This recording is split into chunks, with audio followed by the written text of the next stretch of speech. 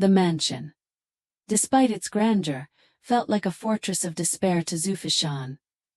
Days turned into weeks, and she lived like a ghost within its walls, her vibrant spirit dulled by the weight of her circumstances.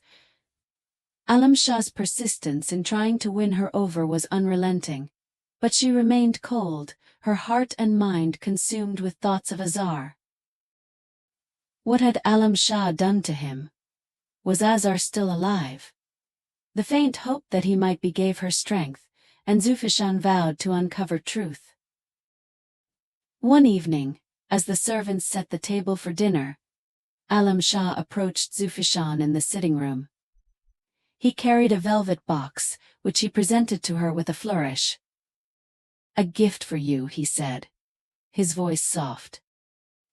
Zufishan opened the box to find a diamond necklace, its brilliance almost blinding. But she felt nothing.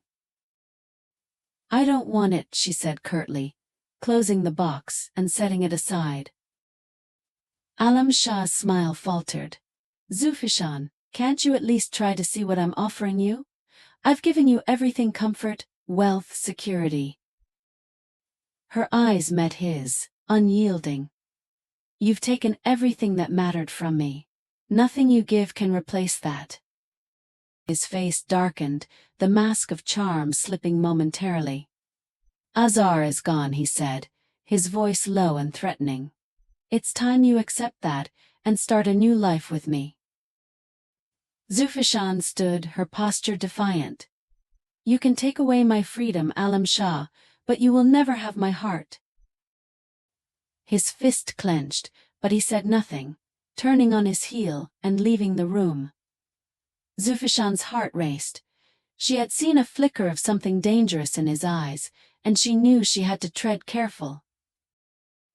Later that night, Zufishan sat in her room, clutching the crescent moon bracelet. She replayed the servant's words in her mind. Alam Shah had been involved in Azar's disappearance. The idea burned within her. She needed proof, but Alam Shah's control over the household left her with little room to act. A soft knock on her door startled her. It was the same servant who had spoken to her before.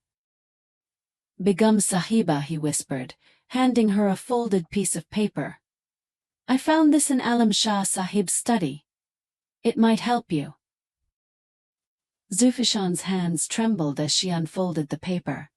It was a letter, written in Alam Shah's handwriting, instructing someone to ensure that Azar remained out of the picture. Her breath hitched. This was the confirmation she needed: Azar was alive. "Thank you," she whispered, clutching the servant's hand. "You don't know what this means to me." "Be careful, Begum Sahiba," he replied.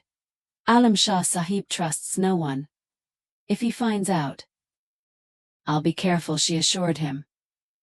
Far from the mansion, Azar trudged through unfamiliar terrain, his body weakened but his spirit unbroken.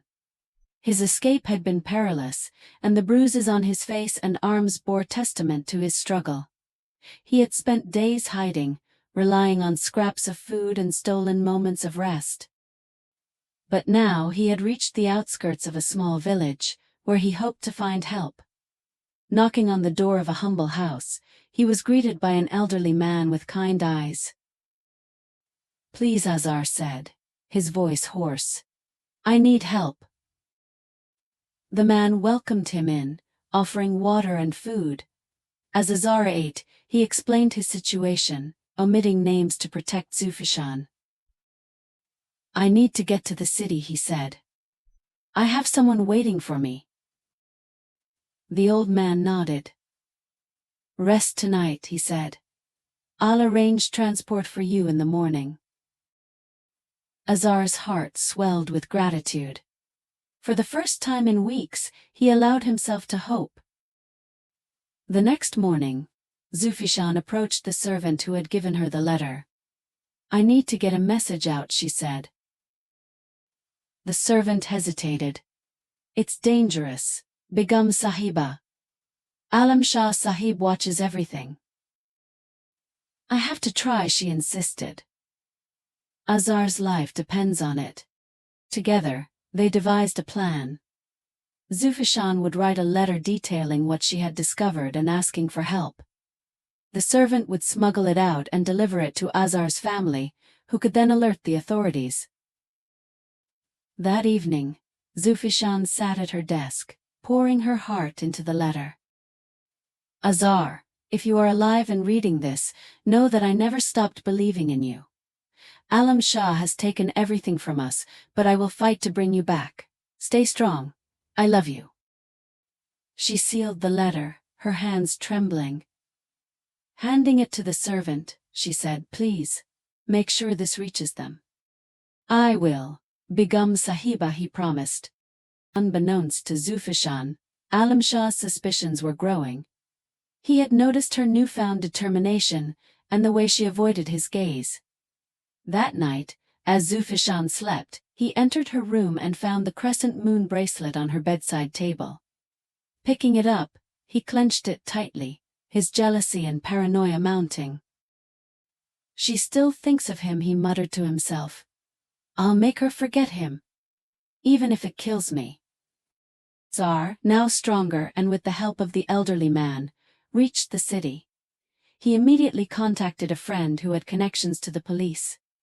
Explaining his ordeal, Azar demanded they investigate Alam Shah's involvement. "Do you have proof?" the officer asked. Azar hesitated but then remembered Zufishan's resourcefulness. "If Zufishan is alive, she'll find a way to expose him. I know she will."